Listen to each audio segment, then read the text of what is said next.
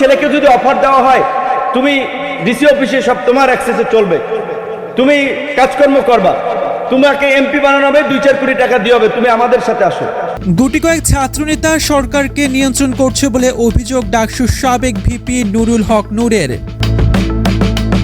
এদিকে ডাকসু সাবেক ভিপি নুরুল হক নূর এবার অভিযোগ আনলেন ছাত্র নেতাদের উপর। এ সময় তিনি বলেন, গুটি কয়েক ছাত্রনেতা সরকারকে নিয়ন্ত্রণ ও মন্ত্রণালয়ের নানা কাজে অযাচিত হস্তক্ষেপ করছে। পাশাপাশি উপদেষ্টা পরিষদের থেকে দল গঠনের কাজ না করে 2 ছাত্র উপদেষ্টাকে পদত্যাগ করার জন্য আহ্বান জানিয়েছেন ডাকসুর সাবেক এই ভিপি।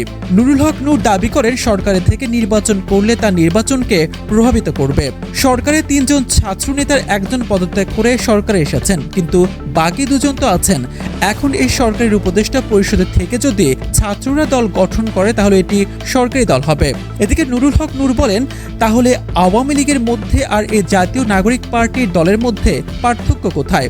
শনিবার রাজধানীর বিজয়নগরের আল রাজি কমপ্লেক্সে গণ অধিকার পরিষদের কার্যালয়ে এক সংবাদ সম্মেলনে তিনি এসব কথা বলেন। এ সময় নুরুল হক নূর বলেন, গণ অভ্যুত্থানকে কেন্দ্র করে গুটি কয়েক ছাত্র নেতার সরকারের নিয়ন্ত্রণ থেকে প্রশাসনের বিভিন্ন জায়গায় অযাচিত হস্তক্ষেপে সরকারি কর্মকর্তা কর্মচারী সহ জনগণের মধ্যে একটি অস্বস্তি তৈরি হয়েছে।